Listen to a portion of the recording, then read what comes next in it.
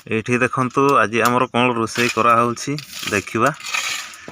एठी देखंतु आज आमर आलू भजा हबो। एठी काटी के रखा है देखंतु आउ एठी प्याज कटा भी अछि। आ एठी देखंतु आमर मसला डाला मसला सब सेटारे अछि।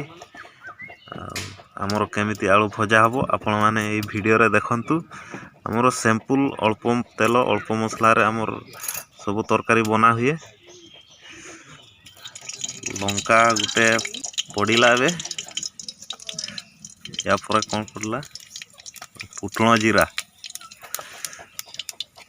तापर पियाज या पर आलू एबे पड़िबो छंग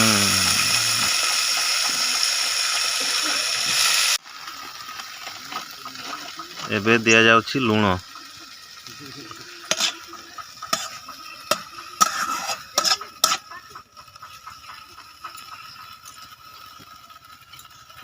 तापरे ढांकुणी दिया गला।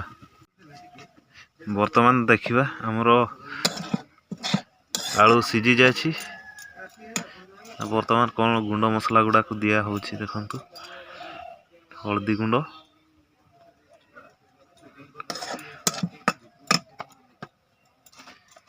या पर कौन लंका गुंड